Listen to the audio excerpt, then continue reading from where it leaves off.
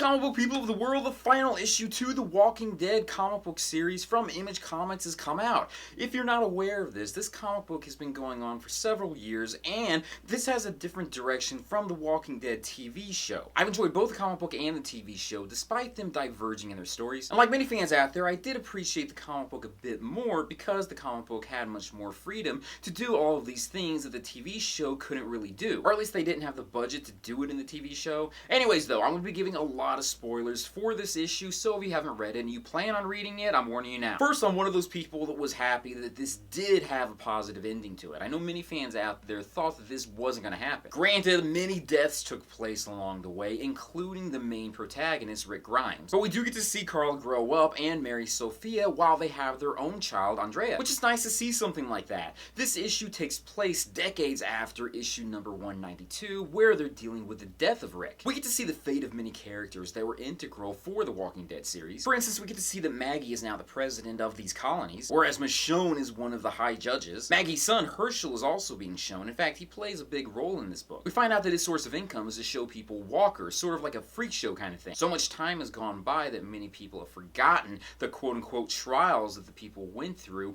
with the whole zombie apocalypse happening. It's not that they've completely forgotten about it, but they've also put it in the back of their heads, and they've made themselves somewhat more in a safe environment, thinking that this doesn't happen as often anymore. Which Herschel makes a big point about to remind people, and that this is something that could still happen again. But Carl doesn't really take it that way when one of the walkers escape and make it onto his farm, which I think it's a great homage to Carl and Sophia do retire to the original Herschel's farm. The book likes to focus on how the past has really shaped these characters and what their perceptions of the future is going to be about. Carl is obviously traumatized by everything that happened in the past, but he's also trying to protect his daughter so that she doesn't know the atrocities that he went through. Because society has changed, and because he did kill Herschel's walkers, he goes on a big trek to do one last delivery, which is his employment. And along the way, this is where we meet up with certain characters and find out their fate, whether or not they're still alive or whether or not something else happened to them. Which I think is a great way to show these characters without forcing them in there unnecessarily. Like we get to see Jesus and Aaron together, which I was really happy that they survived this. Eugene is still as smart as he's ever been, and he's trying to unite both the West and East Coast with a railway. It was good to see that Sebastian, Rick's killer, also the son of Mayor Milton, is still in jail. Which, by the way, most of society has already elevated Rick up to be almost like a savior. The issue ends with Carl just reading a bedtime story to his daughter. Very peaceful and very tranquil, and something that I was frankly very happy about. Robert Kirkman leaves a long letter at the end explaining about how his road down to this issue came about. He states that he had a couple other planned endings, but ultimately he ended up with this one. But that's it for this series. I mean, I was really happy with the end result.